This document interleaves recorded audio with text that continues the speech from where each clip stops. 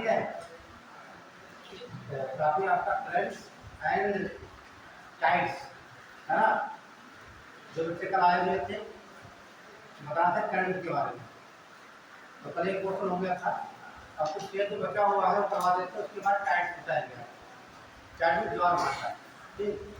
वहाँ सवाल एक पूछा था, वन डे एग्जाम तो आता ही है, ठीक। उसी ज्वार कब आते हैं, ज्वार कब आते हैं, ठीक। एक ज्वार दूसरे ज्वार के बीच कितना समय लगता है, ठीक है। और एक ज्वार से भाटा में कितना समय लगता है, कब आएंगे, कैसे आते, क्यों आते, ठीक। तो कल बता रहे हैं आपको कुछ छूटा हुआ क्वेश्चन है तो देख लेते पहले। तो ऐसी पड़ेगी प्रसाद महासागर की जलधारा, सब मैंने बता दिया था, ठीक है। केवल आपको उसमें लिखवाना है, डायग्राम बन गया था, डायग्राम नहीं बनवाना है, ठीक। बना भी देते हो ना, और तो नहीं बनाया, लिखवाना है ना, लिखवाना है, लिखवा चलिए, ठीक है। डायग्राम तो बच्चे कल नहीं थे, बना सकते हैं, तो नोट कर लीजिए। उत्तरी प्रशांत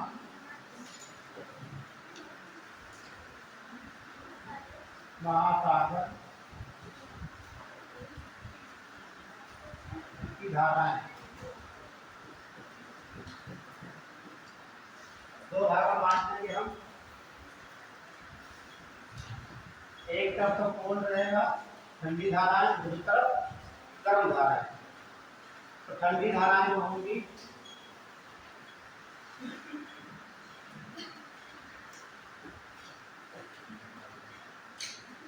आपने कहा डायग्राम नहीं बनाना है, तो मैंने नहीं बनाया। तो बताइए कौन सी ठंडी धारा आती है, बच्चा बताया।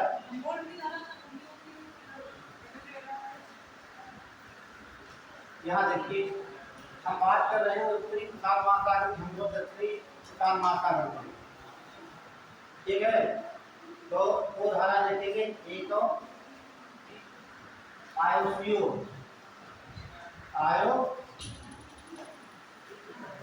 धारा, एक ऐसी धारा है ठंडी, इसका दूसरा नाम है क्यूराइन। क्या बोलेंगे, क्यूराइन, क्यूराइन। ये बेरिंग जंक्शन से आएगी, है ना। तो इसकी तुलना किससे कर सकते हैं, लेब्राडोर से। ये ऐसे यूपीएससी पूछ सकता है कि आयोसीओ धारा या क्यूराइन धारा की तुलना लेब्राडोर धारा से की जा सकती है, क्योंकि वो भी ठंडी धारा, ये भी ठंडी धारा, दोनों आर्कटिक से आ रही है। दूसरी धारा देखते हैं यहाँ पर,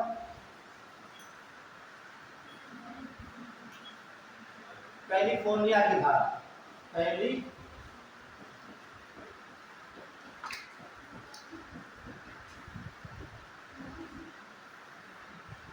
धारा, ये तो ठंडी धारा है उत्तरी प्रशांत महासागर में, क्लियर हुआ। और ये कहाँ रहेंगी, अमेरिका के पश्चिमी तट पर, है ना,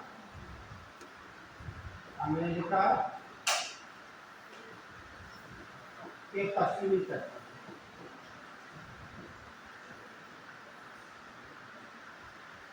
और ये कहाँ रहेगी, एशिया के पूर्वी तट पर। अब जापान कह सकते हैं, जापान के पास, जापान के पूर्वी तट पर। दोनों बात ध्यान रखना, डायग्राम बना होगा वहां देखो। तो ये ठंडी दो धाराएं होंगी, नोट कर लिया। अब यहाँ देखिए गर्म धाराएं देखेंगे हम, इन्हें नोट कर लेते हैं, गर्म धाराएं।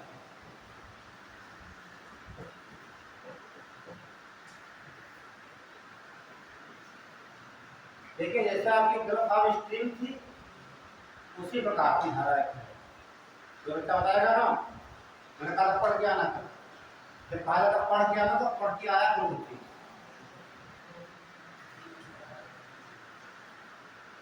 बताइए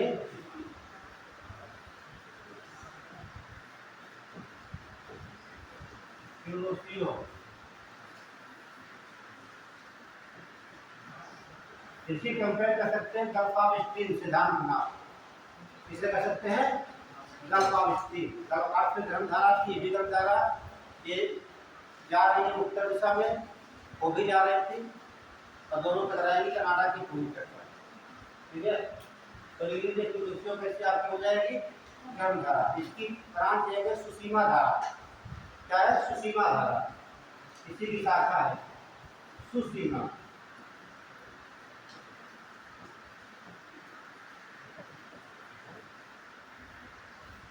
ये हो जाएगा, नोट कर लीजिए, दोनों धारा है, गर्म धारा है। ये बात कर रहे उत्तरी प्रसार महासागर, डायग्राम बना वहां पर आप बोला।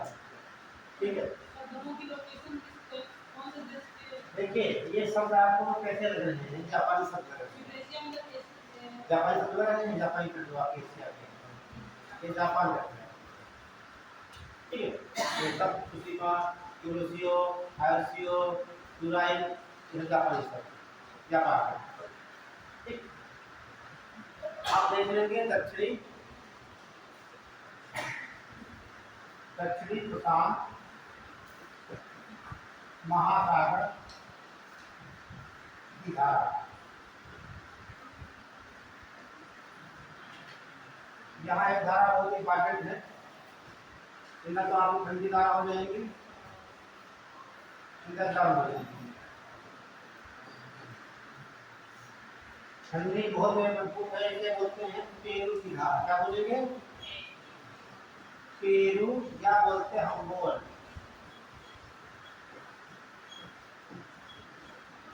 हमबोल्ट की धारा, क्या बोलेंगे? हमबोल्ट की धारा बहुत इंपॉर्टेंट है। ये दक्षिणी अमेरिका महाद्वीप के पश्चिमी तट पर है। और मैंने बताया था कि हमबोल्ट है, ये जर्मन वैज्ञानिक है, इन्होंने बुक लिखी है कॉस्मॉस। अक्सर पूछा जाता है इनकी बुक के बारे में, तो उसे बुक लिखी है कॉस्मॉस। कॉस्मॉस की इनकी बुक है हमबोल्ट की, और इसमें बहुत सी जानकारियां उन्होंने लिखी है पृथ्वी के बारे में। इसीलिए हम लोग कहा भी जाता है आधुनिक भारत, आधुनिक भूगोल का जनक। ठीक है, याद रखना, आधुनिक भूगोल के जनक भी ये हैं हमबोल्ट ही। बुक लिखिए कॉस्मॉस, बहुत सी जानकारी है पृथ्वी के बारे में।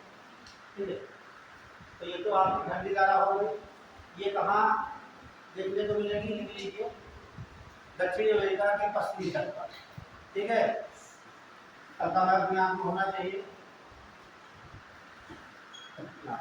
दक्षिणी अमेरिका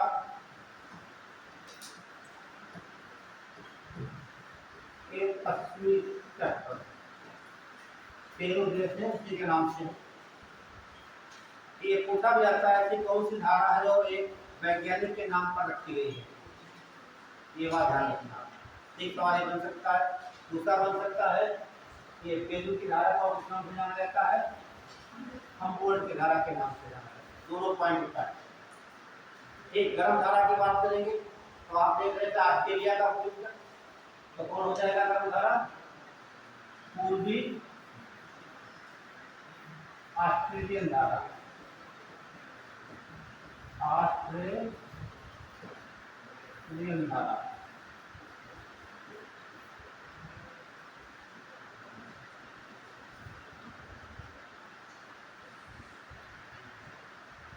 और ठंडी धारा एक और हो सकती है यहाँ पे है, इसके अलावा 2 नंबर पे, क्योंकि जब अंटार्कटिका जल आएगा तो कहाँ से आएगा जल? वो तो उसे कहा जाता है पश्चिमी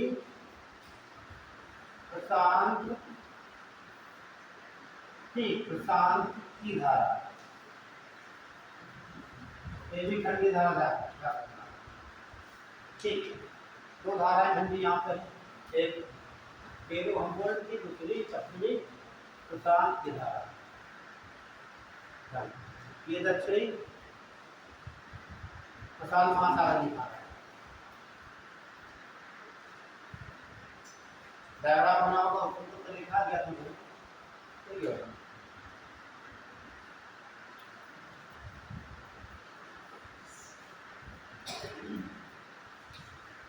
हो गया।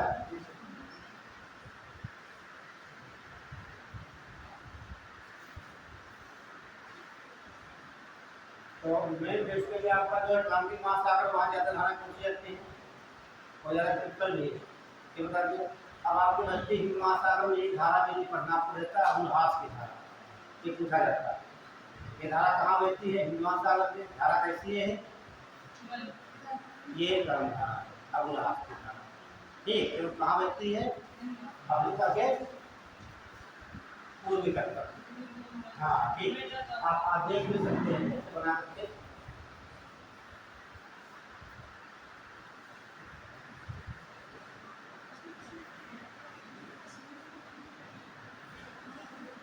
ऐसे बना सकते हैं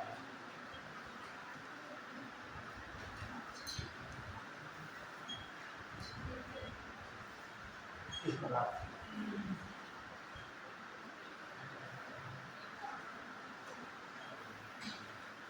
ये भारत आपका हो जाता है और ये आपकी 0 डिग्री हो जाती है और ये आपका ऑस्ट्रेलिया है। ये ऑस्ट्रेलिया का हो जाता है। ठीक, ये आपका हिंद ओशियन हो जाता है।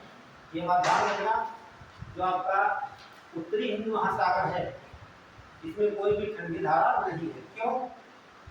तो बच्चा बताएगा। क्योंकि सिर्फ वो वहाँ से वो भूमध्य रेखा के यहाँ पर कोई, हाँ यहाँ पर कोई हिल एरिया नहीं आते। यदि यहाँ पर हिल एरिया का मतलब यहाँ पर बर्फ पर, यहाँ पर कहीं पर बर्फ नहीं आ रहा, ये क्षेत्र है कहीं पर बर्फ नहीं है, तो जो पानी आएगा वो ठंडा नहीं होगा। तो उत्तरी हिंद महासागर में धारा कैसी रहती है? गर्म धारा है, ये धारा कभी भी। ठीक है, और दक्षिण में आप देखेंगे तो दक्षिण में क्या होगा? ये जो आएगा आपका इस प्रकार से आएगा ना, इस प्रकार चलता रहेगा। ठीक, लेकिन ये कौन सी धारा हो जाएगी? पश्चिमी ऑस्ट्रेलियन धारा। तो कैसे हो जाएगी यहाँ पर? ये कौन हो गया? और ये यहाँ पर यहाँ आपका मेडागास्कर हो गया, ये अफ्रीका हो गया। यहाँ पर धारा बहती है जैसे अबुलहास।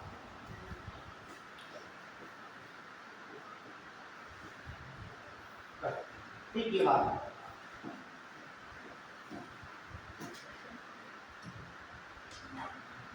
तो इसमें लिख लीजिए हिंद महासागर की धाराएं, एक लाइन नोट कर लीजिए।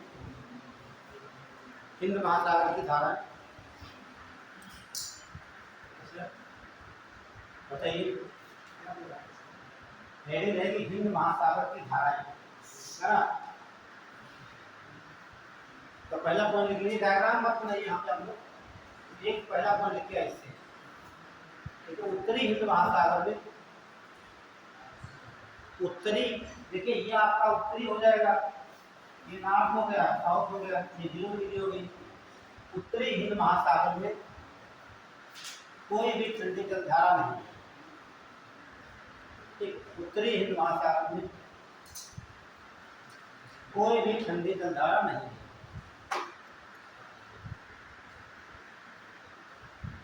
ये पॉइंट सबसे इंपॉर्टेंट है महासागर की दृष्टि से। ठीक है,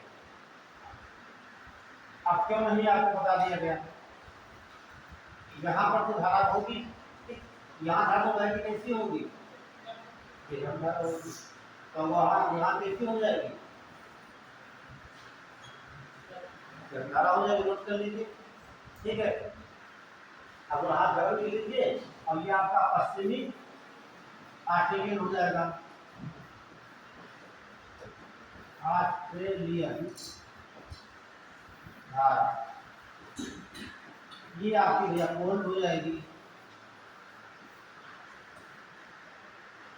बस ज्यादा पढ़ने के लिए 2 पॉइंट नोट कर लेते क्या? ठीक है,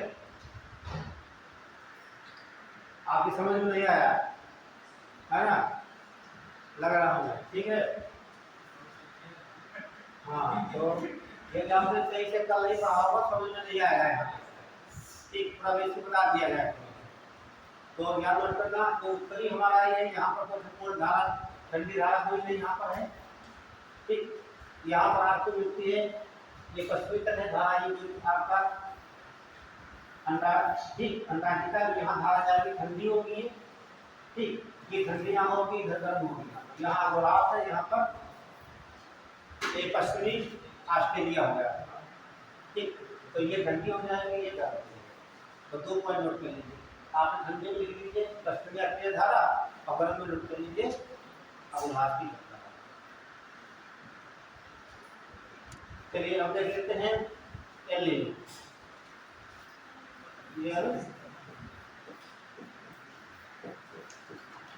नीनो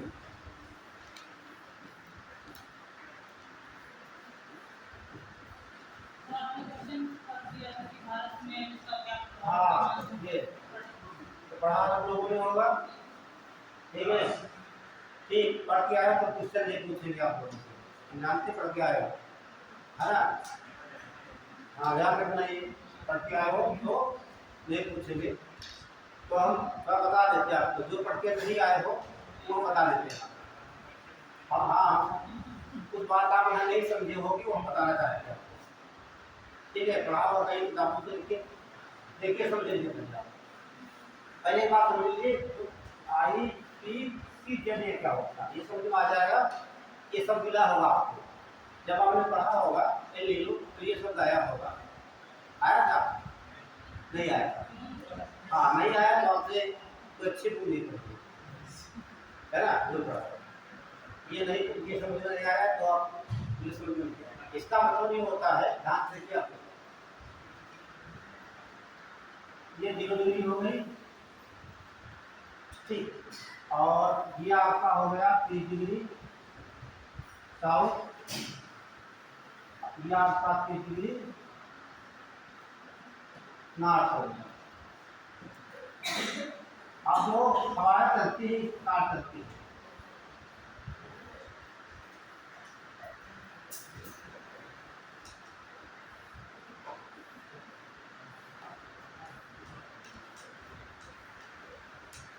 ठीक है। ये कहा जाता है व्यापारी कोण, क्या बोलेंगे, व्यापार कोण, ये व्यापारी कोण आपकी है।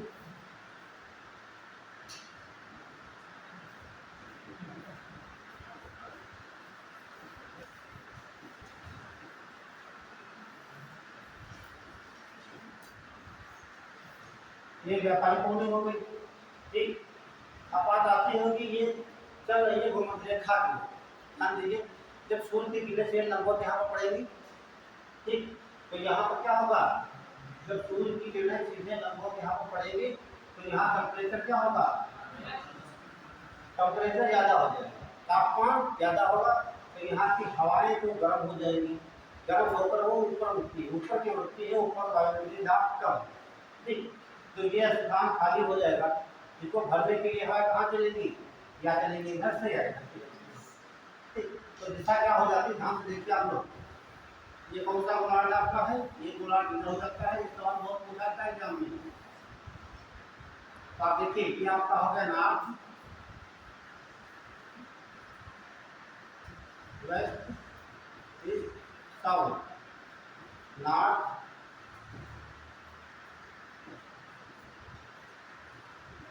East, west, south. यहाँ एक बात समझना, हवाएं चल रही ऐसे चल रही, तो यहाँ से चला देंगे, ये आपका ध्यान, इधर नहीं चल रही है,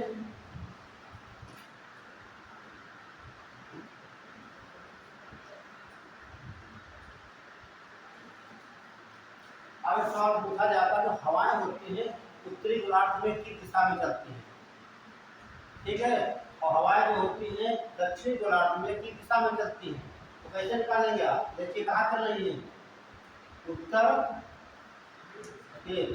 साउथ, ईस्ट, किधर चल रही है, ऐसा कह सकते हैं उत्तर पूर्व से पश्चिम उत्तर की ओर, या उत्तर पश्चिम की ओर चल रही है, इस गोलार्ध में दक्षिण गोलार्ध में, इधर कहाँ जाएंगी, नॉर्थ, ईस्ट से साउथ वेस्ट, ये बात दोनों बातें बहुत इंपॉर्टेंट है, किधर से किधर जा रही है, ये आपको कुछ नोट नहीं करना अभी यहाँ पे है, जो आपको वायु पढ़ाएंगे तो बताएंगे, ठीक।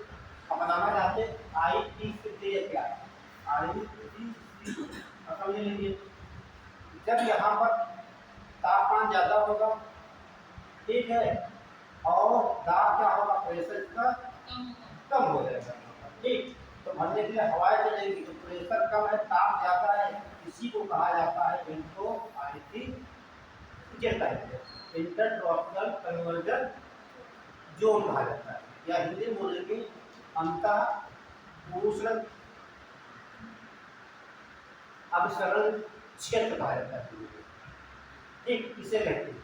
और जैसे जैसे सूर्य बढ़ेगा उत्तर की ओर, ठीक, और ये पूरी बेल्ट बढ़ती रहती है इसके साथ ही, क्योंकि जहाँ जहाँ सूर्य जाएगा वहाँ पर क्या बनेगा, लो प्रेशर बनेगा और टेम्परेचर हाई होगा।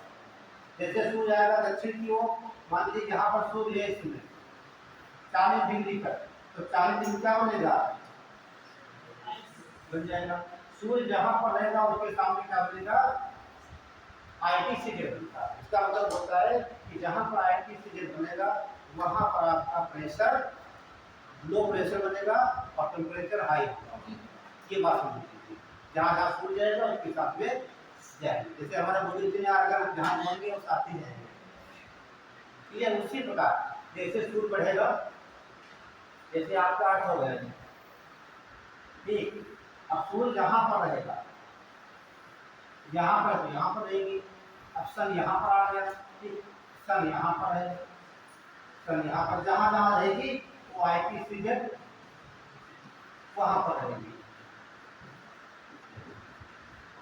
ये बात क्लियर हो गई है ना।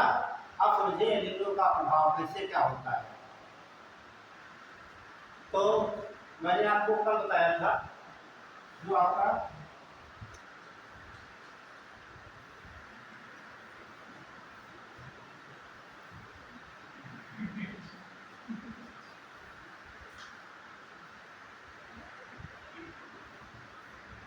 ये आपका केजी पादक है और ये आपकी 0 डिग्री है, ध्यान रखना, ठीक, और ये आपका ऑस्ट्रेलिया है और ये आपका यहाँ पड़ता है, ये आपका भारत है,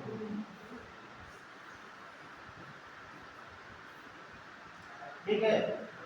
और यहाँ तो प्रधान माता के, लेकिन यहाँ हिंदोस्ती है, क्या है ये हिंदोस्ती। अब जब 23 मार्च होता है, क्या ये बात उनकी मिली होगी, 23 मार्च को सूर्य भूमध्य रेखा पर होता है,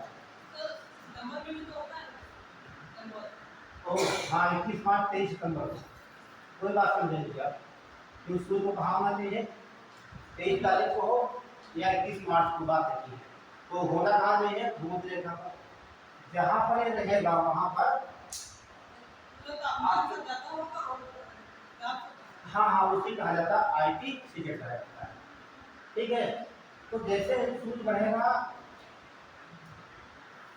उत्तरी गोलार्ध पर, क्योंकि यहाँ पर पानी कैसा है, ये पानी गर्म है, जैसे सूर्य बढ़ेगा उत्तर की ओर तो आपको हमारा ITC जो है वो कहाँ बढ़ेगी, उत्तर की ओर, तो यहाँ का जो पानी यहाँ का है, ठीक, वो इस क्षेत्र में आ जाता है हिंद महासागर, और ये घटना घटती है यहाँ से लगभग 180 किलोमीटर दूर, ये सब आता है पेरू के तट से, क्योंकि ये ठंडी धारा है पेरुवन धारा, और 180 किलोमीटर दूर हिंद महासागर में, ठीक। हालांकि यहाँ कह सकते हैं पश्चिमी महासागर प्रसाद महासागर में तो ये धारा उत्पन्न होती है, उसे लिंगो कहा जाता है, उत्तर धारा।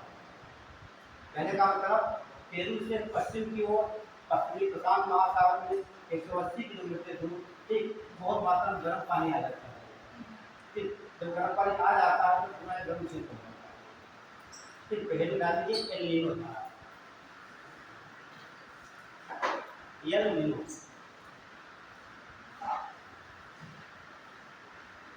हो गया, एल नीनो तो नोट करिए, एल नीनो एक गर्म जल धारा है, एल नीनो एक गर्म जल धारा है, एक गर्म जल धारा जो कि पेरू के तट से जो कि पेरू के तट से लगभग 180 किलोमीटर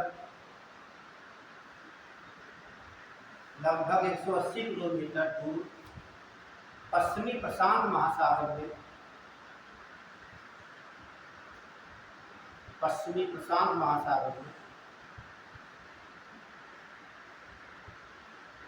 उत्पन्न होती है या इसकी उत्पत्ति होती है। आप समझ लीजिए, जैसे आपका ये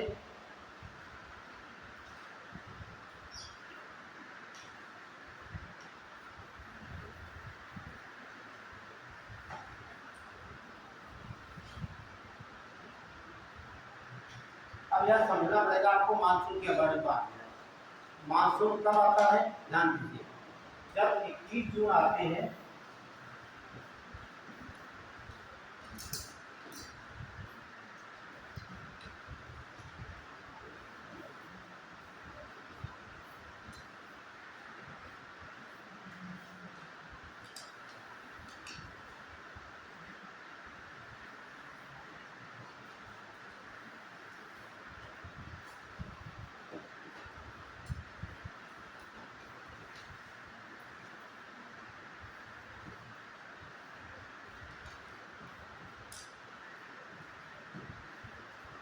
तीन कंडीशन होती है। एक है जो मार्च होता है, मार्च में शुरू कहाँ होता है यहाँ पर, ठीक अप्रैल में और मई में, ध्यान रखना अप्रैल में यहाँ पर रहता है, मई में यहाँ पर, जून में कहा जाता है तट रेखा पर आता है। तट रेखा पर शुरू होगा यहाँ पर तो सबसे ज्यादा यहाँ टेम्परेचर होगा, तापमान क्या होगा यहाँ पर ज्यादा होगा, तो तापमान ज्यादा होगा। अब आप ध्यान से देखिए कि ये क्षेत्र आपका ऐसे क्या बोलते हैं थार का मौसम, क्या बोलते हैं थार का मौसम है, ठीक। जब सूर्य यहाँ जाते जाते इसके सामने रहता है तो यहाँ बन जाती है IPCZ। ये क्या पूछा जाता है इसमें आता है कि भारत में सबसे प्रबल IPCZ कहाँ बनती है, ठीक, या सबसे प्रबल IPCZ कहाँ बनती है, जहाँ बनेगी वहाँ पर रेगिस्तान होगा, तो रेगिस्तान बहुत जल्दी गर्म हो जाता है। और भारत का रेगिस्तान क्या है थार, तो सबसे प्रबल कहाँ पर बनेगी भारत के थार में। तो पूछा भी जाता है कि भारत का जो थार मौसम ना होता तो भारतीय अर्थव्यवस्था पर क्या प्रभाव होगा। इस सवाल में से पूछा जा रहा है कि यदि थार का मौसम ना होता तो भारतीय अर्थव्यवस्था पर क्या प्रभाव होगा। हाँ परिवर्तन नहीं होगा तो मानसून नहीं आता तो बहुत बड़ा प्रभाव पड़ता है। इसके बारे में आपको पढ़ाई के मानसून बता देते हैं। एक बात के लिए तो यहाँ बहुत बड़ी लो प्रेशर बनेगी, कहाँ बनेगी जहाँ पर IPCZ रहेगी। अब जब यहाँ पर लो प्रेशर बन गया आपका तो इसको भरने के लिए हवा कहाँ चलेगी, यहाँ चलेगी, ऐसे यहाँ चलेगी, ठीक। ये कौन सा मानसून हो गया, इसे दक्षिण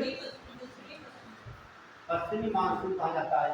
ये बात ये भैया कंटिन्यू हर साल आती रहती है ना, कोई समस्या नहीं। 1 जून को यहाँ तक आता है मानसून, ठीक है। अच्छा एक क्वेश्चन पूछ लेते हैं, पूछा जाए मानसून से भारत में सबसे पहले किस राज्य में वर्षा होती है। सबका आंसर फिर समझ लीजिए, सोच के इतना आसान होता तो शायद पूछते नहीं आपको, ठीक है। तो दूसरे बच्चे सोच के बताया, मैंने कहा मानसून से भारत में सबसे पहले वर्षा किस राज्य में होती है, ठीक है। क्या आपको पता है मानसून आता है यहाँ किस डेट में आता है, 1 जून को आता है, क्लियर है। क्या कभी आपने सोचा अंडमान निकोबार कहाँ है, ठीक है। और भारत का सबसे दक्षिण बिंदु कौन सा है, इंदिरा पॉइंट। उत्तरतम कौन सा है, इंदिरा कांड है। तो सबसे दक्षिण पॉइंट जो है तो यहाँ 25 मई को बरसात होती है।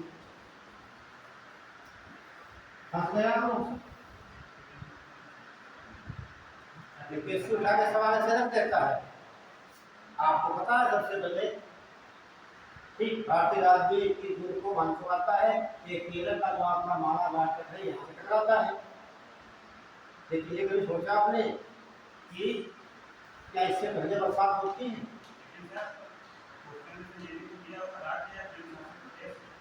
मैंने तो बोला बात समझे नहीं। मैंने कहा क्या है?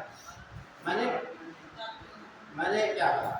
मैंने ये कहा ये तो बात करेंगे अरब सागर से आकर बात करेंगे या हम बंगाल खाड़ी की शाखा से बात करेंगे। ठीक, तब क्वेश्चन बदल जाता।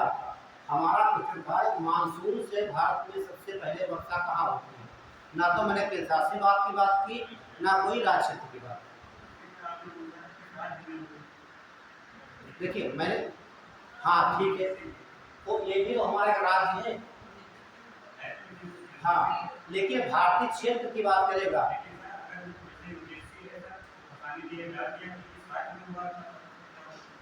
देखिए हाँ, देखिए किस राज्य की बात करता है।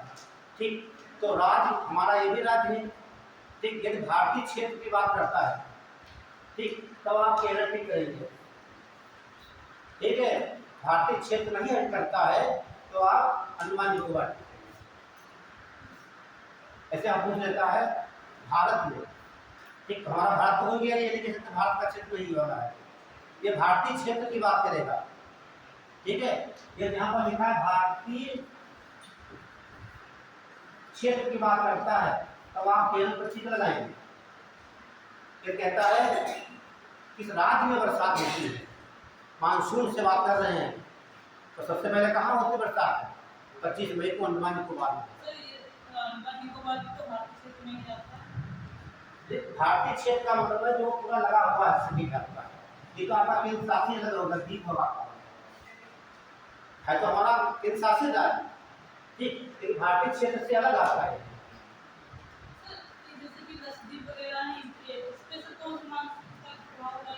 ये आपका कौन सा, ये कहाँ पर है अरब सागर में?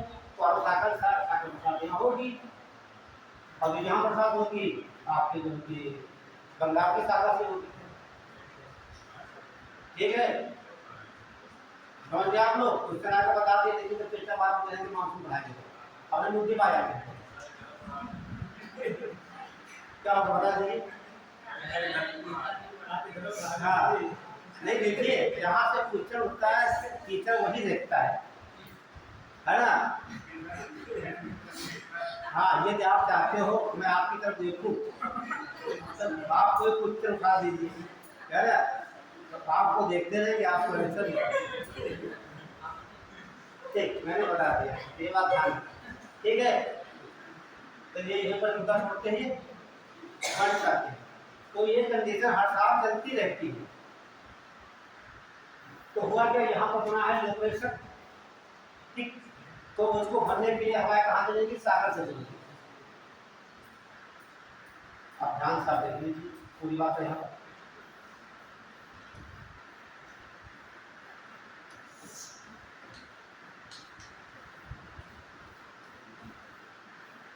तो आपका ये है अरब सागर, ये बंगाल की खाड़ी नहीं है, हिंदू ओशियन आपका है। ध्यान से सुनिए।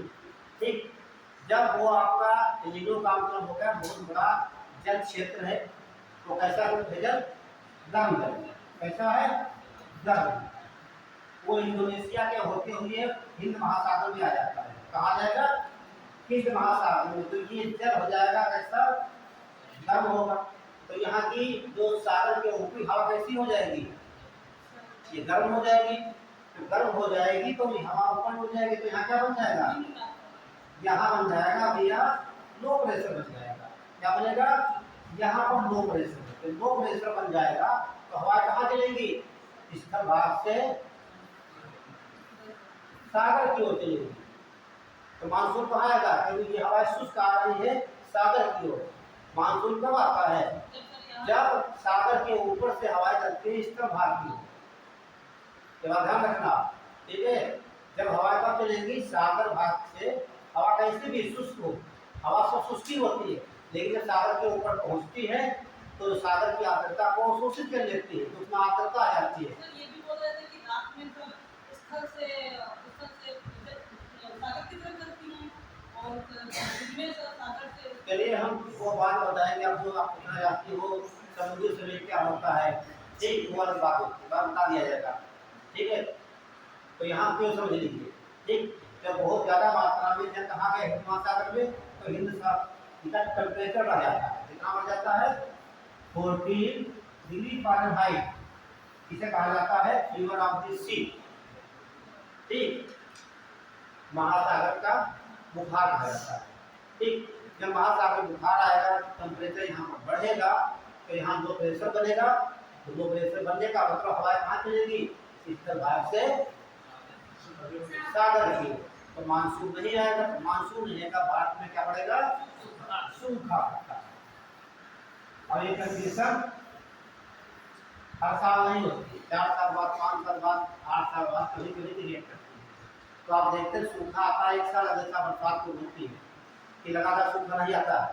ठीक, 1985 में सबसे भयानक सूखा आया था।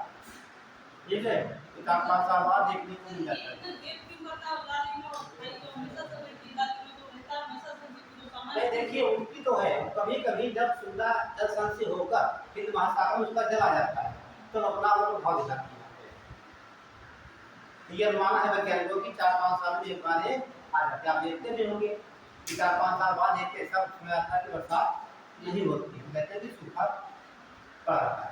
ठीक, तो सीधे आप देखिए हिंद महासागर का पानी कैसा हो गया? गर्म हो गया, तो मानसून नहीं आएगा, बरसात नहीं होगी। सीधे भारतीय अर्थव्यवस्था पर प्रभाव ये प्रभाव आता है। लाली में थोड़ा सा उसका सकारात्मक प्रभाव पड़ता है। लाल ये ठंडी धारा है। देखिए ठंडी धारा होगी, ठीक, जैसे मान लें लाली में यहाँ पर पेड़ के पास उठती है लाली में, ठंडी धारा है, ठंडी धारा होगी तो वहाँ क्या बनेगा? तो क्या बनेगा?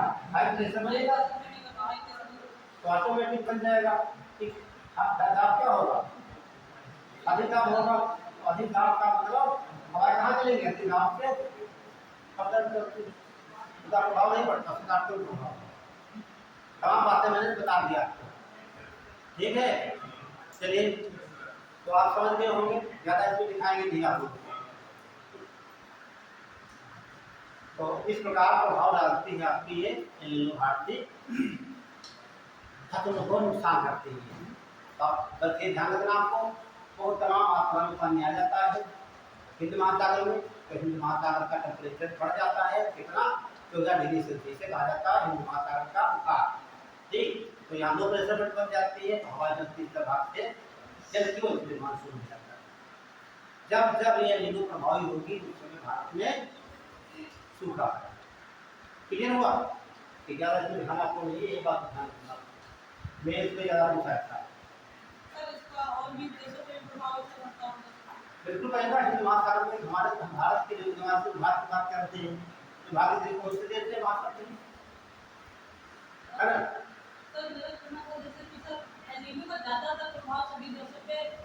देखिए, दो महाद्वीपीय देशों में भारत सबसे बड़ा देश है, सबसे ज्यादा क्षेत्र आता है सागरों का, ये ज्यादा प्रभाव पड़ता है भारत में।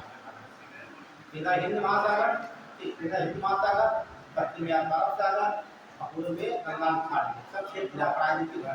इतना बड़ा कोई प्रायद्वीपीय क्षेत्र नहीं आता पूरे महाद्वीप, इसलिए मेन फोकस रहता है भारत। ठीक है, चलिए आगे बढ़ते हैं।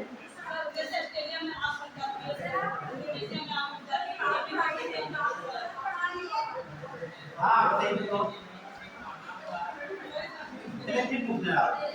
शांत हो जाइए, टाइट नहीं, बिल्कुल अभी से क्वेश्चन आ जाए कि इंडोनेशिया में आग लगने का कारण क्या होगा? देखिए, हाँ देखिए ऐसा है, वहाँ तो प्रेशर बढ़ जाती है, टेम्परेचर ज़्यादा हो जाता है वहाँ पे, तो जमीन में लग सकती है। बिल्कुल डालिए, टाइट डाल लीजिए, ठीक है। उसके बाद टाइट में ज्वार भाटा क्या होता है?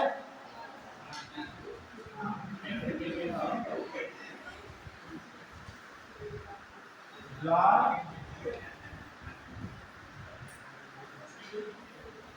भाटा, ठीक है। हाँ, अरे तो ये भी दिख जाएंगे। ठीक, ध्यान से समझना, यहाँ पे काफी सारा पूछा है, थोड़ा टिपिकल है थोड़ा, ठीक है। देखिए हम चाहेंगे आपको आसान कर दिए। ठीक, तो पहले बार द्वार भाटा आते थे, उसके 3 रीजन है ना, कितने? 3। नोट कर लीजिए, लिखिए। ठीक है, ज्वार भाटा उत्पन्न होने के कारण, ज्वार भाटा उत्पन्न या टाइड्स उत्पन्न होने के कारण नंबर 1 पर लिखेंगे आप।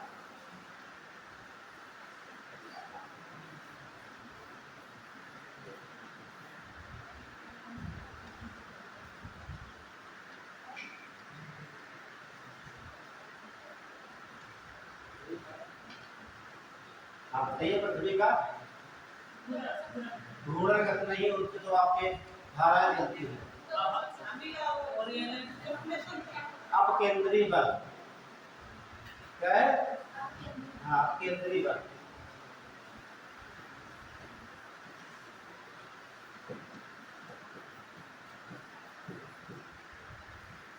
अब केंद्रीय बल, दूसरा आपका रहेगा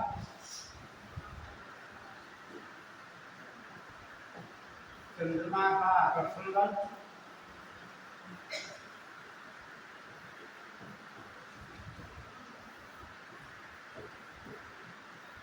और तीसरा आपका है सूर्य का आकर्षण।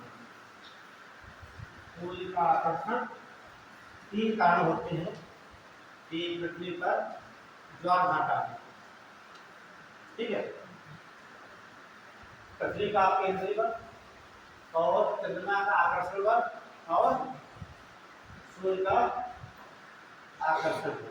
अब ध्यान से डायग्राम बनाने जा रहे हैं, ध्यान से समझिए आप लोग। जैसे आपकी अर्थ हो गई है, ये पृथ्वी,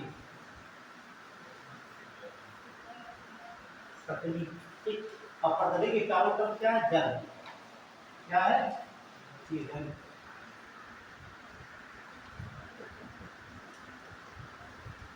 जल जहां है वहां ये मत कहना यहाँ जल क्यों नहीं है। ये आपका मून है,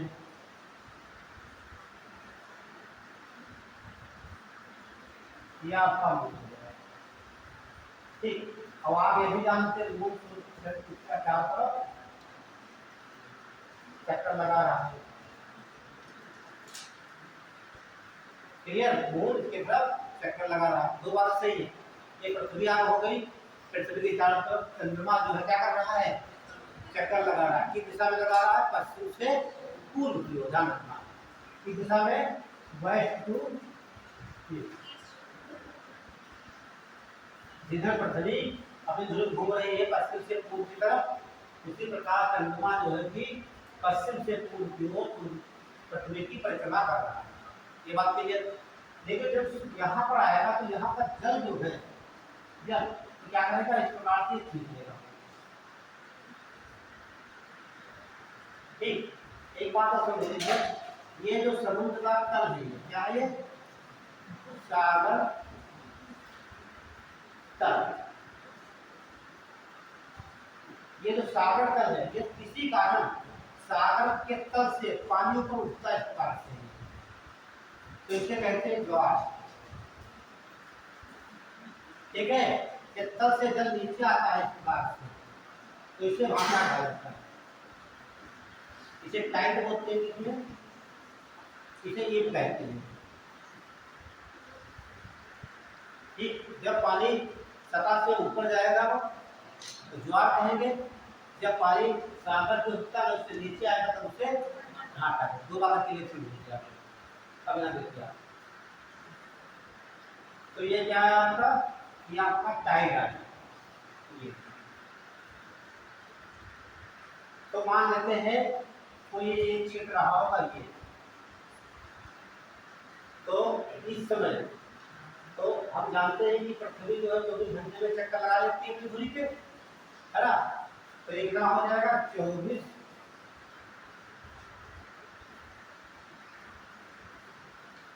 और ध्यान से समझना, होना समझ नहीं पाओगे तो 2 बार समझाएंगे हम लोग को।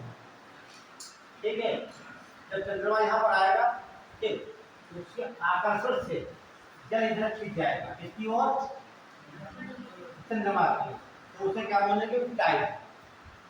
उसी समय, जिस समय इधर जल उठेगा, उसी समय पृथ्वी की अकेंद्रीय बल के द्वारा उसकी अपोजिट साइड में प्रकार ये जल पहुंचेगा, ये अकेंद्रीय बल हो जाएगा।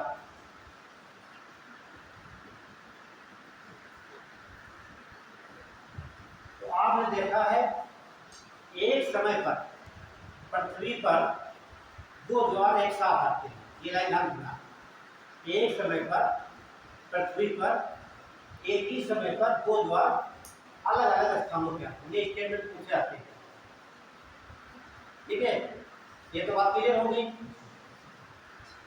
एक तो आएगा उसके अपोजिट साइड में, जब इधर आएगा तो पानी इधर खिंच गया, उधर खिंच गया, तो यहाँ क्या कम हो जाएगा? ऊपर का, ऊपर का तल ये नीचा हो जाएगा। तो मैंने अभी आपको बताया था कि जब तल नीचा होगा उसे क्या बोलेंगे? ढांचा। इसे ईंट कहा जाएगा। ये ईंट हो गया, ये भी हो गया। ठीक है, अब ध्यान समझिए। ये जो मान लीजिए ये पृथ्वी यहाँ पर घूमते घूमते ऐसे इस प्रकार से जब आए, जब दूसरा ज्वार आएगा, जैसे मान लीजिए आज एक आया ज्वार, कितने बजे मान लीजिए जो समय जहाँ हो, जब दूसरा ज्वार आएगा क्या उसी समय पर आएगा? बताइए, सुनिए। जब पृथ्वी यहाँ से घूम के चक्कर लगा करके यहाँ पर आएगी, आप जानते हैं चंद्रमा भी उसके आसपास घूम रहा है, उस समय चंद्रमा की पोजीशन क्या यहाँ पर होगी? यहाँ पर नहीं, वो सूरज कुछ आगे बढ़ चुका होगा। मान लेते हैं यहाँ पर मून आ गया था, कहाँ आ गया होगा? यहाँ पर। तो अगला द्वार आएगा आपका, तो कहाँ पे आएगा? यहाँ पर आएगा ना। जब पृथ्वी चक्कर लगा करके यहाँ पर आएगी, ठीक उस समय तो हमें भी मून यहीं पर खड़ा रहेगा, भैया आओ यहाँ द्वारा करेंगे, तब ये भी तो कुछ रोटेशन कर रहा है।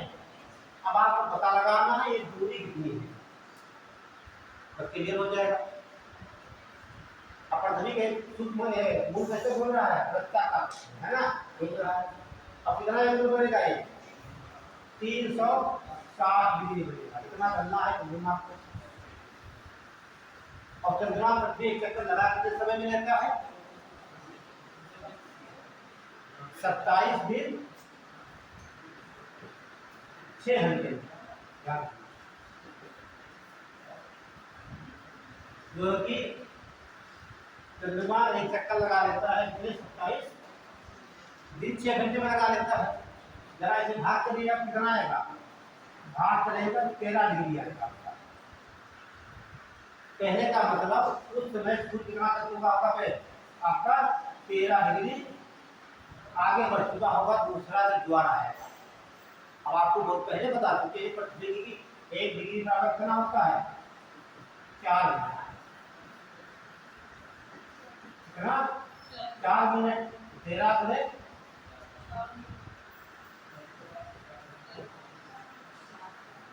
52। ठीक है, तो दूसरा ज्वार आएगा 48 घंटे और 52 मिनट। ये बात जिसके समझ में नहीं है वो अच्छा होता है। ठीक है, तो दूसरा ज्वार आएगा 24 घंटा 52 मिनट, क्योंकि जब चंद्रमा हमारा 52 मिनट आगे बढ़ चुका होगा। कैसे निकालेंगे? तो एक पूरा चक्कर लगाना है, 360 डिग्री बनता है, और चंद्रमा एक चक्कर पूरा लगाता है कितने समय में है? 27 दिन 6 मिनट में लगाता है। डिवाइड कर देंगे तो आ जाएगा 13 डिग्री। ठीक है, तो 13 डिग्री 1 डिग्री वाला कितना होता है? 4 मिनट। ठीक, 13 तक तो 52 मिनट हो जाएंगे। अब सवाल ये पूछता है एक टाइट दूसरे टाइट में आने में कितना समय लगेगा? देखिए, एक टाइट से यहाँ स्टार्ट हुआ, दूसरा टाइट यहाँ पाएगा, कितना समय लगेगा? 24 घंटा 52 मिनट। अब ये पूछेगा टाइट से टाइट, ये तो कितना समय लगेगा? यहाँ पर 12 घंटा और 26 मिनट। एक बात हो गई, ये टाइट से टाइट बात करेगा तो कितना हो जाएगा 12 घंटा एंड 26 मिनट। अब ये पूछ सकता है एक टाइट दूसरा ईद, कहने का मतलब एक द्वार दूसरा भाटा के, या एक द्वार समझ दीजिएगा क्योंकि देर बाद भाटा आएगा ना, जो 4 भाग बांट दीजिएगा कितने भाग में 4 भाग, तो ये भाग चौथाई हो जाएगा यहाँ पर, ठीक है। तो 4 भाग 4 से कर दीजिए, कितना आ जाएगा 6 घंटे 13। इतने प्रकार के सवाल यहाँ से बनते हैं, ठीक। तो टाइट से टाइट, ठीक है, ये आधा हो गया 12 घंटा 26 मिनट। तो एक टाइट से एक ज्वार से और एक भाटा कितने समय बाद आएगा 6 घंटा 13। अब सवाल ये पूछता है कि पृथ्वी अपनी धुरी पर जो घूम रही है अपने दुगने गति से घूमने लगे, पृथ्वी अपनी जो धुरी घूम रही है उसकी गति क्या हो जाए 2 गुनी हो जाए, ठीक। तब जो है कि ये जो है कितनी देर बाद आएगा 2 गुनी, मतलब क्या हो गया इस समय क्या हो जाएगा आधा हो जाएगा। जैसे आप गाड़ी से आते हो यहाँ पे आराम से आते हो, मैंने कहा 2 गुनी स्पीड से आओ तो जल्दी आओगे देर में आओगे, जल्दी आ जाओगे, उस समय क्या हो जाएगा ये सब समय आधा हो जाएगा। अगली बात ये पूछे तो पृथ्वी जितने वेग से घूम रही है पृथ्वी अपने धुरे पर, ठीक, आधे घूमने का गति क्या कर दे आधी कर दे, तो इस समय क्या हो जाएगा सब 2 गुना हो जाएगा। सिंपल सी बात पढ़े हुए काम समय चाल में आप, है ना, बहुत सिंपल। इतने प्रकार के सवाल यहाँ से बन सकते, डायग्राम बनाइए तो और लिख लीजिए फिर आप लिख फटा बना लीजिए, जो जहाँ पर समझ नहीं आया है तो टेक्निकली है समझ में आ जाएगा तो कभी नहीं भूलेगा, ये नहीं आया तो फिर कभी नहीं आएगा। एक बार इलाज करिए आज पूछ सकते हैं।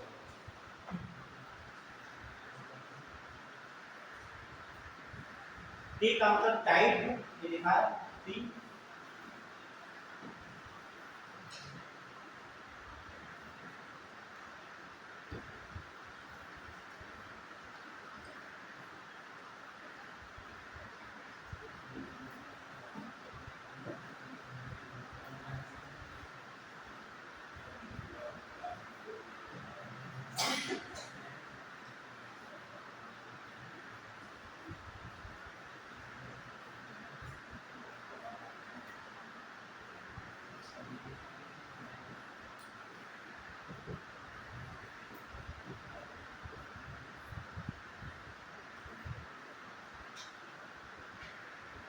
व्याकरण है कि डी और ई बना लेना आपको, ठीक।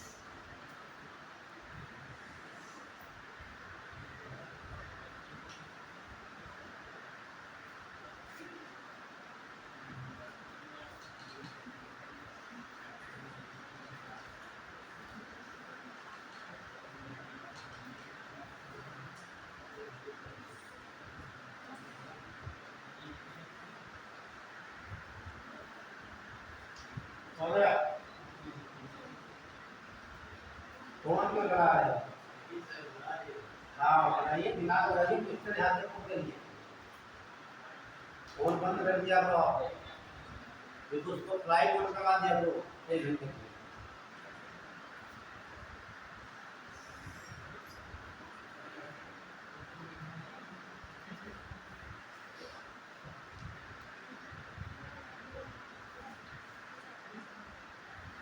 चलिए हो गया।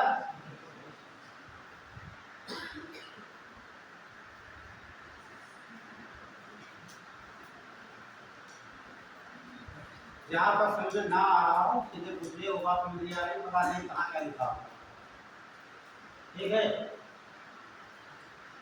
तो ये दूरी आपकी हो गई, ठीक है 52 मिनट।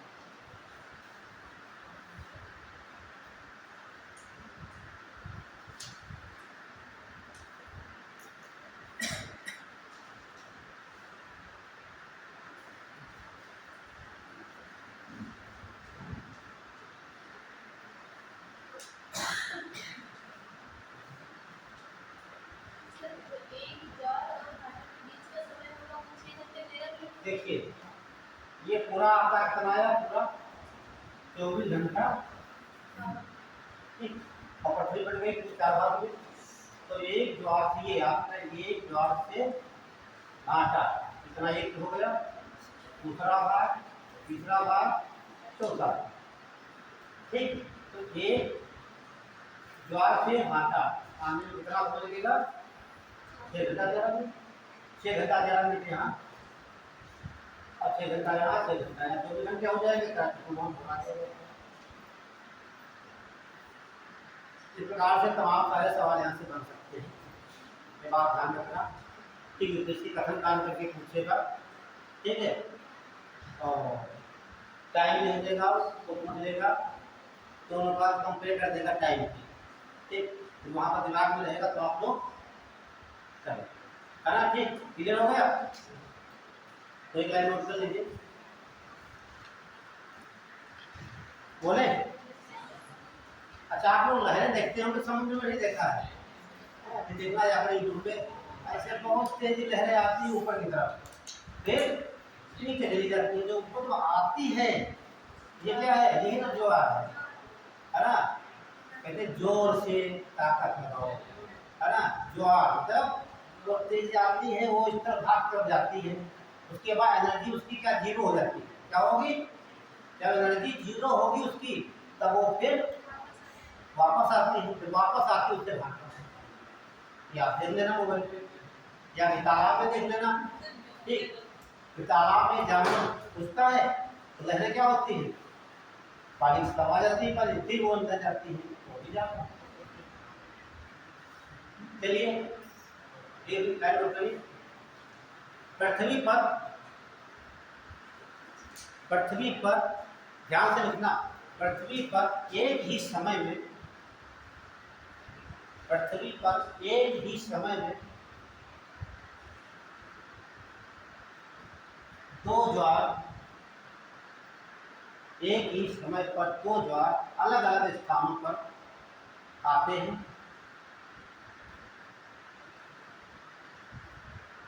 अलग अलग स्थानों पर आते हैं। एक ज्वार चंद्रमा के आकर्षण से, एक ज्वार चंद्रमा के आकर्षण से,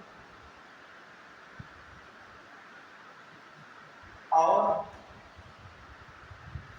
दूसरा ज्वार पृथ्वी की अपकेंद्री बल के द्वारा आता है।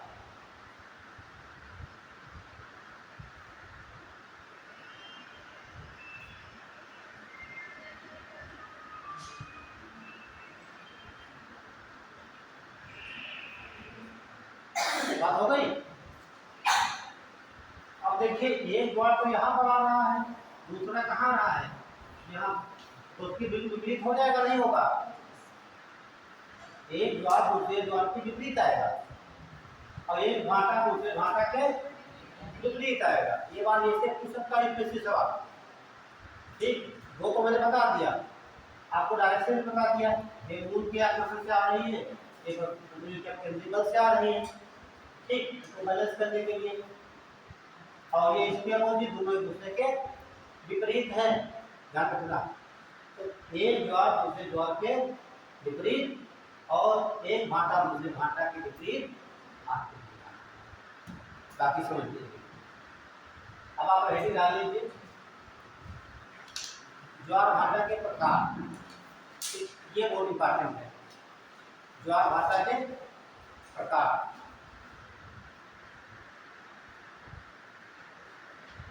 प्रकार में तो एक लिखेंगे पहले दैनिक ज्वार,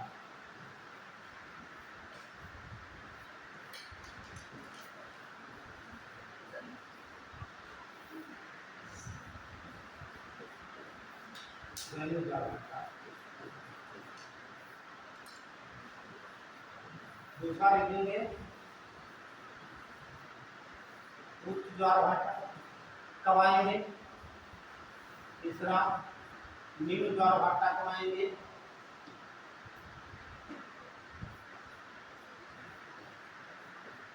निम्न ज्वार भाटा कब आएंगे, और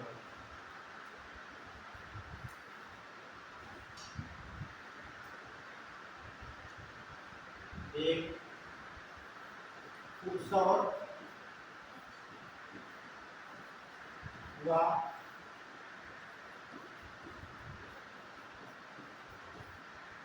अपसौर के समय द्वार हटाएंगे और पांचवा लिखेंगे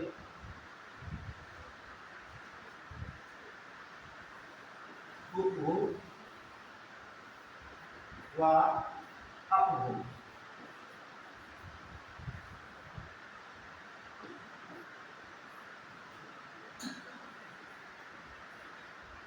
अपभू के समय द्वार भाटा।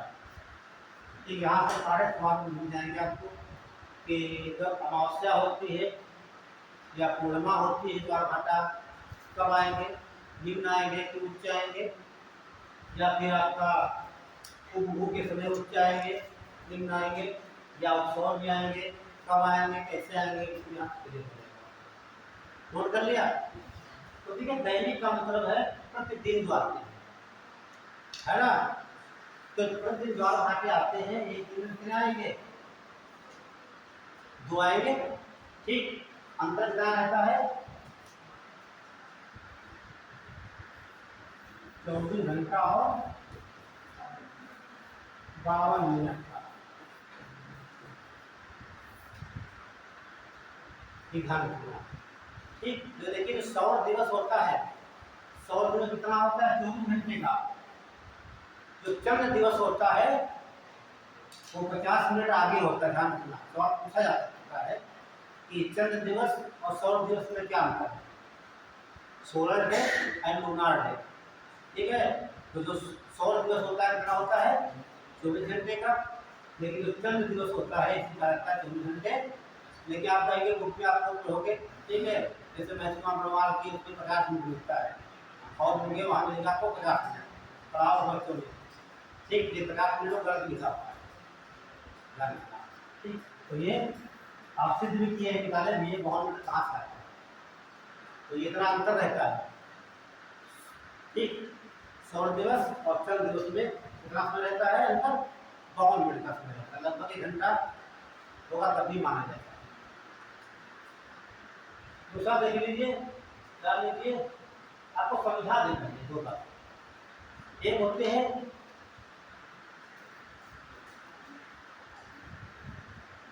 जैसे ये आपका सन हो गया, ये आपका मून हो गया, ये आपका अर्थ हो गया, ये 3 कंडीशन हो गई। इसे क्या कहा जाता है, जब सूर्य चंद्रमा पृथ्वी तीनों एक सीध में हो तो क्या कहते हैं, सिजगी कहा जाता है। क्या बोलते हैं, सिजगी। सिजगी 2 प्रकार की होती है। सिजगी क्या होती है, सिजगी क्या बोलते हैं हिंदी में, तो हिंदी पता है कि युद्ध को युद्ध कहा जाता है। तो सिजगी होती है 2 प्रकार की, ध्यान रखना। एक तो सिजगी आपकी होगी कंजक्शन,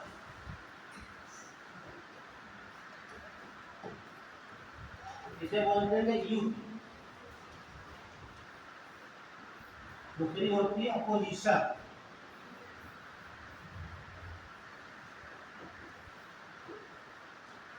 इसे युद्ध। इसका गुण क्या होगा युद्ध का, वीर है ना, हाँ जो भी ध्यान रखना। ठीक, युद्ध वियुद्ध, ठीक है। इसमें क्या होता है, जो आपका ये सन मून ये अर्थ, यहाँ होता है सन अर्थ और मून। अब तीनों दोनों की तो आप देख के बताइए कि ये कंडीशन कब होती है, यहाँ कौन सा ग्रहण हो सकता है, बताइए, सूर्य ग्रहण होगा ना। यहाँ पर ध्यान से देखिए, यहाँ पर क्या होगा, सूर्य ग्रहण, और सूर्य ग्रहण होगा पहले का मतलब जब सूर्य ग्रहण होगा तो इसकी शक्ति कहाँ लगेगी? देखिए पृथ्वी हमारी यहाँ है, चंद्रमा भी खींचेगा और ये भी खींचेगा शक्तियों को, तो उसमें कैसे द्वार आएंगे? यहाँ पर यहाँ पर आएंगे उच्च द्वार, क्या आएंगे? उच्च द्वार। तो सूर्य ग्रहण जब होगा, और सूर्य ग्रहण होता कब है? अमावस्या को, ध्यान रखना कब होगा? अमावस्या।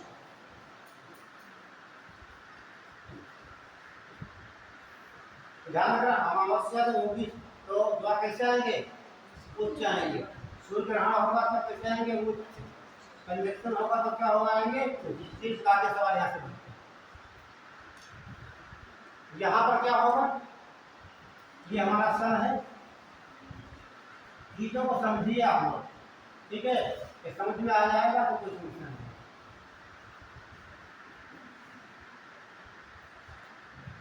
देखिए ये इधर को खींच रहा है, ये इधर को खींच रहा है, ठीक है? तो यहाँ पर जो है कि दोनों तरफ खींच रहे हैं तो बल कम लगेगा, तो द्वार कैसे आएंगे? हाथ उधर उठेगा, ऊपर वो कम उठेगा, तो आएंगे। बताइए निम्न द्वार आएंगे। ये कंडीशन कब होती है? बस सीधे इसके अपोजिट कर दीजिए। हाँ ठीक, ये पूर्णिमा होगा।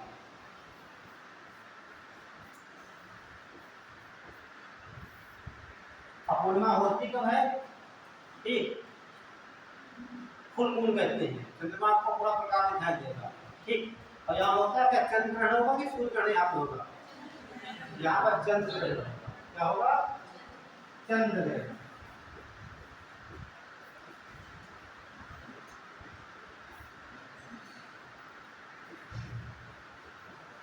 आपको समझ रहे चंद्र ग्रहण सूर्य ग्रहण क्या होता है? ये समझते नहीं तो ग्रहण तब इस पर लगता है। जैसे मैंने यहाँ कहा कि सूर्य ग्रहण, जब चंद्रमा कहाँ आ गया? देखिए चंद्रमा आ गया सूर्य के पृथ्वी के बीच में, जो प्रकाश यहाँ से होगा आएगा, ठीक, उस समय ये भाग सूर्य का हमको नहीं दिखाई देगा, ये भाग अंधार हो जाएगा सूर्य का, तो क्या कहेंगे? सूर्य। अब यहाँ देखिए सूर्य का प्रकाश जाएगा यहाँ से, ठीक, ऐसे जाएगा यहाँ से, तो ये भाग हमको नहीं दिखाई देगा। हाँ तो कहाँ लगेगा? छाया पड़ेगी तो पृथ्वी की छाया कहाँ पड़ेगी? पड़ेगी, तो कहाँ ग्रहण लग रहा है? तो यहाँ द्वार कैसे आएंगे? यहाँ निम्न द्वार आएंगे।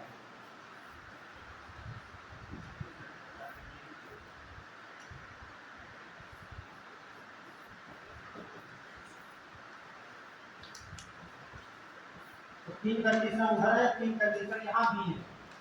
द्वित के समय आएंगे, पूर्णिमा के समय आएंगे, और ये कथन कारण से तमाम सवाल बन सकते हैं, ठीक है?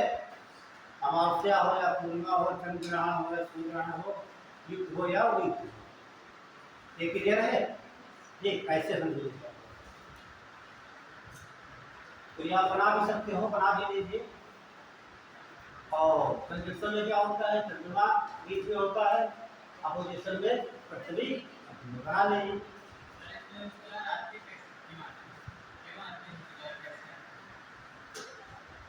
जो आप देखिए सुन लीजिए, जैसे ये मूल बीच में आ गया यहाँ पर, ठीक है? पृथ्वी भी सूर्य क्या कर रहा है? अभी आपने बताया आपको चंद्रमा ने क्या किया? चंद्रमा का जो गुरुत्वाकर्षण है, ठीक, वो जब खींच रहा है, जब द्रव अवस्था में है तो द्रव ऊपर उठ गया, जो उठ गया उसी को क्या करें? द्वार करें, ठीक। अब यहाँ देखिए चंद्रमा का जो सन है, सन भी पृथ्वी से क्या खींच रहा है, ठीक, और मून भी खींच रहा है इसको, तो पानी क्या होगा? यहाँ पर जाएगा। यहाँ पर देख रहे हैं आप, क्योंकि सूर्य इधर को खींच रहा है और चंद्रमा इधर को खींच रहा है, क्योंकि द्वार आएंगे।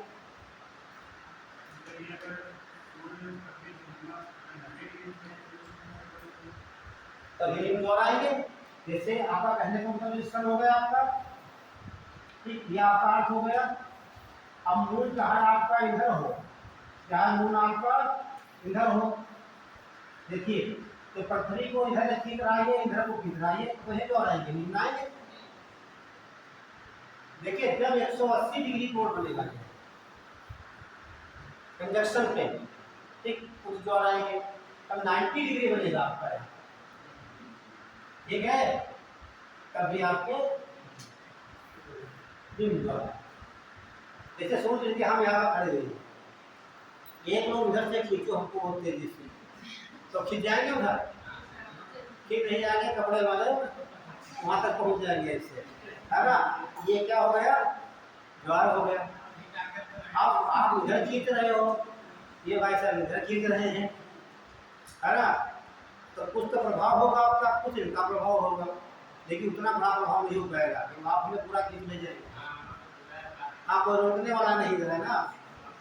तो वही समझ लीजिए आप, तो अपने आप को समझ लीजिए, आप है बीच में, पृथ्वी आसपास आपके चंद्रमा और सूर्य, समझ लीजिए, ठीक, इधर भी खींच रहे उधर भी खींच रहे, तो क्या कविता होगा, अकेले को खींच रहा है तो पिता क्या होता है, ज्यादा होता है, सीधे भाषा समझ लीजिए, है ना।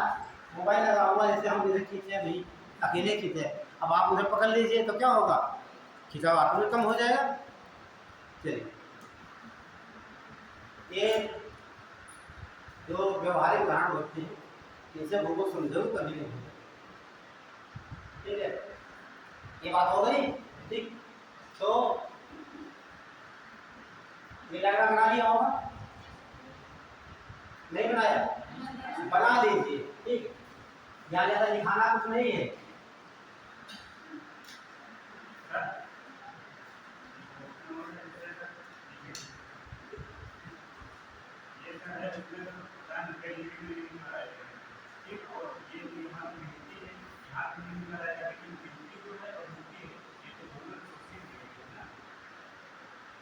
देखिए पहले समझिए, जो युक्ति है, युक्ति का ये होता है कि जब चंद्रमा मध्य में होगा, जब चंद्रमा मध्य में होगा तो पृथ्वी का जो है कि ये अब लगाएंगे, पृथ्वी दोनों लगाएंगे, इधर लगाएंगे, चंद्रमा भी खींच रहा है और ये सूर्य भी खींच रहा है, ठीक। जब विध होगी तो उसमें पृथ्वी भी खिला जाती है।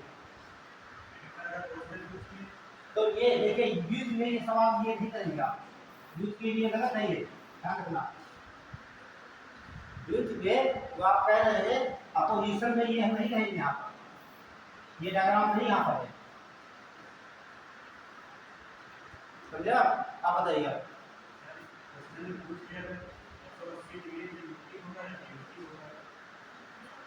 लेकिन कंडीशन तो देखिए आप, 180 डिग्री पूछे तो कंडीशन देगा उसमें, 180 डिग्री देगा तो सूर्य कहाँ पे होगा, है आपका पृथ्वी कहाँ पर होगी, है ना। लेकिन जहाँ भी 180 डिग्री है तो यहाँ पर पृथ्वी हमारी कहाँ है, मध्य में है, तो दोनों तरफ खींच रहे हैं तो यहाँ बिंदु आएंगे, ठीक। यहाँ भी 180 डिग्री बन रहा है और यहाँ पर भी 180 डिग्री बन रहा है, ये तो युद्ध दोनों में, लेकिन डिफरेंस क्या है, पृथ्वी की स्थिति कहाँ है, पृथ्वी कहाँ पर है, देखिए आप, दोनों सूर्य और चंद्रमा के बीच में है या फिर सबसे बाद में, या चलिए बताइए, इससे नहीं, वो तो अलग चीज थी, आपने मुझसे क्या तो बता दिया था, तो यहाँ और कभी भी इसमें युद्ध में ये नहीं कह सकते कि 90 डिग्री बनेगा, क्लियर।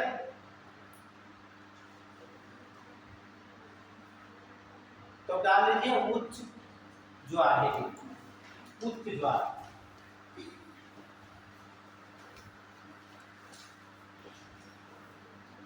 अब उच्च ज्वार कब कब तब आपको बता देते हैं, ठीक। उच्च ज्वार कब आएंगे, देखिए उच्च ज्वार कब आएंगे, जब चंद्रमा हो या आपका सूर्य हो, जब पृथ्वी के नजदीक होगा तभी उच्च ज्वार आएंगे, बताइए आप लोग। जैसे मान लीजिए ये आपका ये पृथ्वी हो गई और ये आपका मून है और ये मून है आपका, दो कंडीशन हो गई। उच्च ज्वार कहाँ पे आएंगे? यहाँ पर खिंचाव क्या होगा? इसका चंद्रमा का ज्यादा होगा, यहाँ पर कम होगा। कम होगा तो क्या निम्न ज्वार आएंगे, दो टाइम आएंगे। यहाँ क्या आएंगे? ये तो बात क्लियर है ना? पर ये बात समझ में आ गई तो कोई समस्या आ गई आपको नहीं होगी यहाँ पे। आप समझिए क्या कहना चाहते हैं।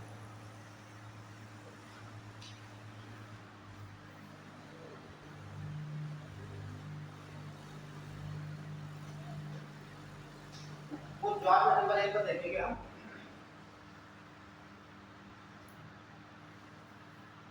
ये आपका हो गया सन, अब ये आपका हो गया 8, और ये आपकी हो गई 8।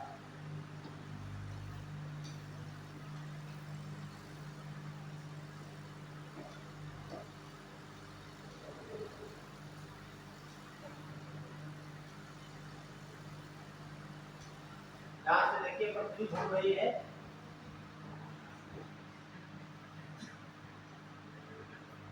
सूर्य के कारण।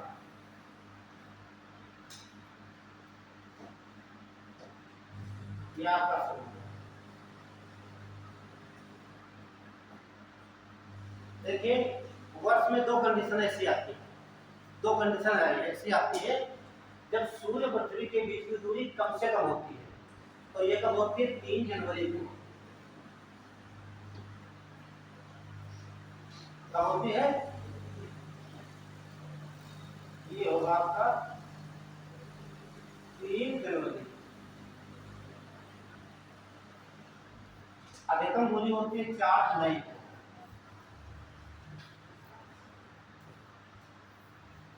और ये कंडीशन कहलाती है उपसौर। ये अपसौर।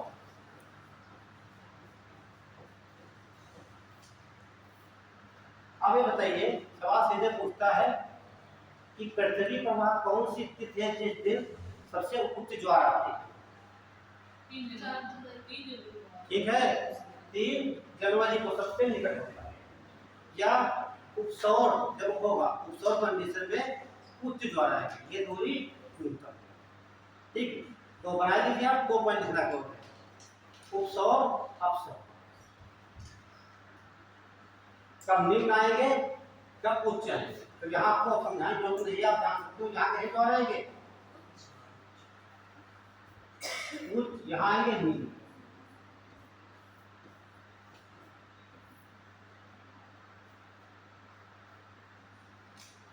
दो ही कंडीशन है, ठीक है। ये बात में बताए होंगे बहुत पहले, जब बताएंगे पृथ्वी की गतियां।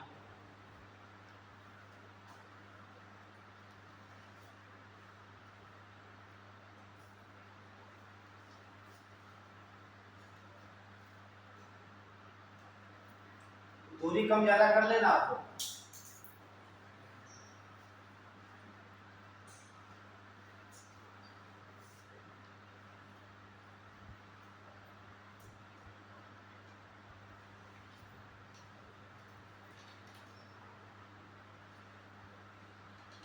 हो गया? तो ये लाइन नोट कर लीजिए यहाँ पर आपको।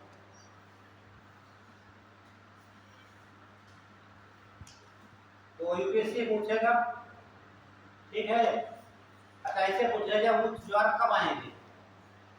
उपसौर में आएंगे कि अपसौर में आएंगे? अपसौर में। और किस तारीख में आएंगे?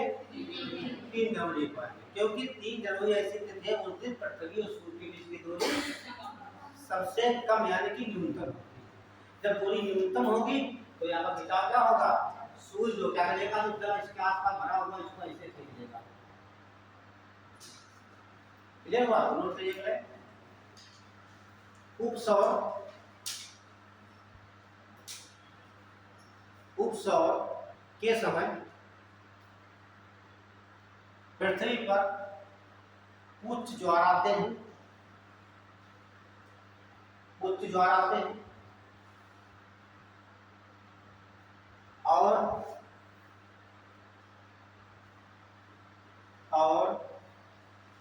अपसौर के समय निम्न ज्वार आते हैं।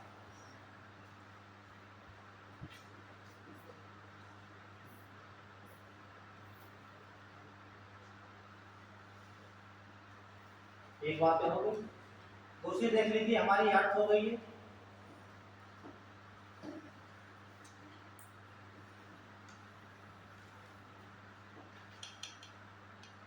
और ये आपका हो गया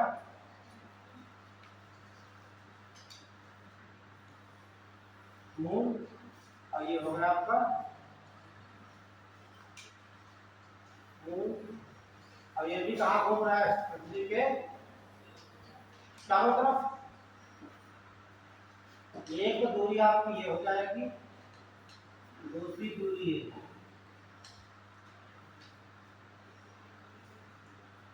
अब एक प्रश्न आप लोग करोगे, उसका उत्तर शायद मिलेगा आपको देर में मिलेगा।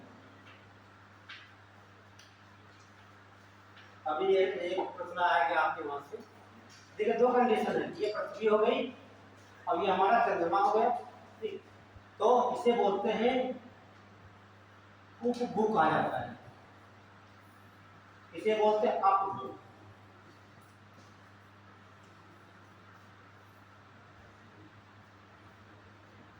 क्लियर हुआ? सवाल हम बता दें, पहले बन रहा होगा कि किस तारीख को उपभू होता है, किस तारीख को अपभू होता है।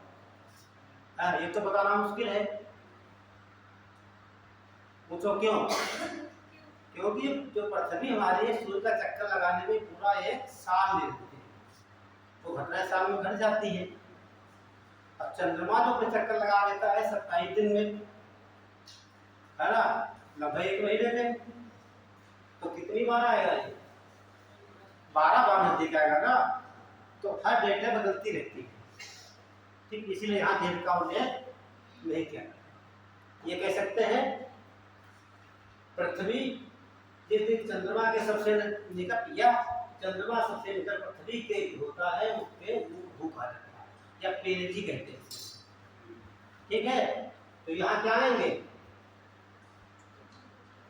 उच्च ज्वार आएंगे, है ना। ये पूछता है यहाँ से सवाल, ठीक। तो ये क्या हो गया? उच्च ज्वार।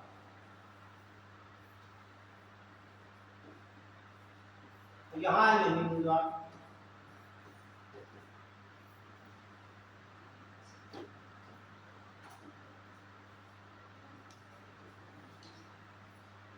और ध्यान रखना कि जिस दिन पृथ्वी और मून की दूरी सबसे कम होती है, उपभू होता है, इसे कहा जाता है सुपर मून। ध्यान रखना।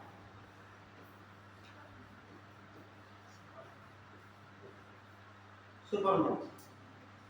और बाकी दिनों की अपेक्षा यहाँ जो भू आते हैं, ज्वार 20% अधिक आते हैं, 20% बड़े ज्वार आते हैं। तो सुपर मून की बात करें या उपभू की बात करें या पेरिजी की बात करें, ये कंडीशन कब होती है? जिस दिन चंद्रमा और पृथ्वी के बीच की दूरी न्यूनतम होती है। यहाँ पर हमेशा उच्च ज्वार है। और कितने उच्च आएंगे? इसकी अपेक्षा यहाँ पर 20% बड़े ज्वार आएंगे। तो सवाल सीधे पूछेगा कि स्टेटमेंट दे देगा सीधे कि कब उच्च ज्वार आते हैं, कब निम्न ज्वार आते हैं। जब इतनी दूरी कम होगी तो उच्च ज्वार आएंगे। बहुत सिंपल है, कठिन नहीं है यहाँ पे। बस आपको ये डाटा ये कहते क्या है, उपभू कहते हैं, इसे सुपर मून कहा जाता है, उच्च ज्वार आएंगे। एक कंडीशन हो गई। चलिए बढ़ आगे। तो तीसरी बात देखिए आप, तीसरा पॉइंट, उच्च ज्वार कब आएंगे? जब आपका सन ये आपका मून है, ये आपका अर्थ। यहाँ टाइम नोट करिए आपको।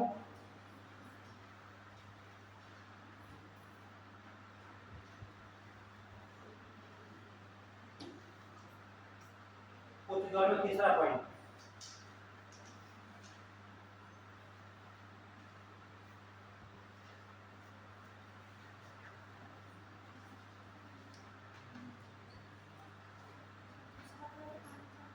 क्या हुआ? देखिए एक तो मैंने बताया उपसौर अवसौर बताया, पहला पॉइंट उच्च ज्वार निम्न ज्वार। फिर दूसरा बताया उपभू बता दिया। अब तीसरे में कंडीशन बता रहे हैं आपको, देखिए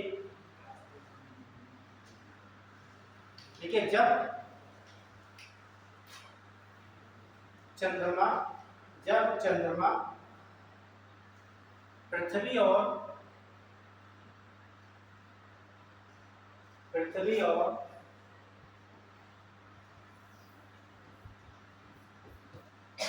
सूर्य के मध्य में होता है,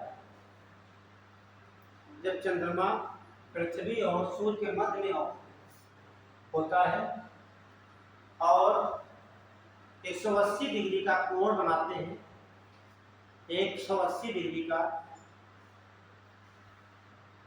कोण बनाते हैं,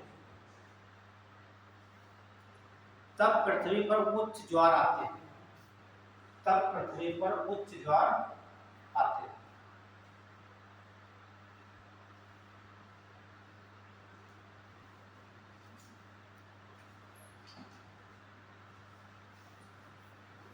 चौथी कंडीशन देख लीजिए। ये आपका सन हो गया और ये आपका अर्थ हो गया। अब मून जो क्या है आपका, इस तरफ को एक आकर्षण पर इधर लगेगा, दूसरा इधर लगेगा, तो कितना बनना, समकोण है। क्या है, समकोण या 90 डिग्री। ये बात ध्यान रखना, एक समकोण की स्थिति हो या 90 डिग्री की हो तो कैसे ज्वार आएंगे, क्योंकि देखिए सूर्य इधर को खींच रहा है और मून उधर को खींच रहा है, तो नहीं ज्वार आएंगे।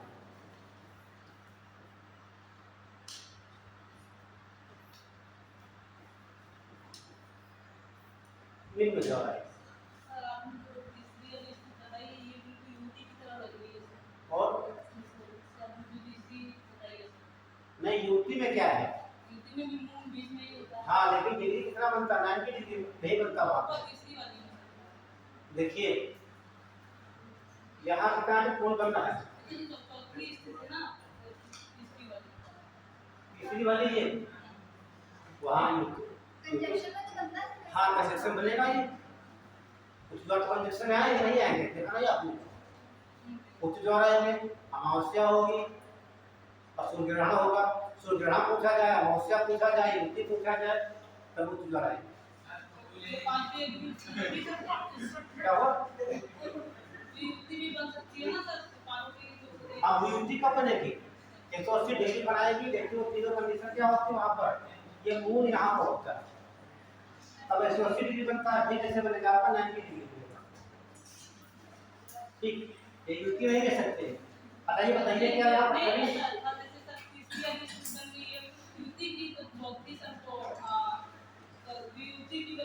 युक्ति नहीं है। हाँ, ये यहाँ पर आ जाए आपका, इस तरह बनेगी।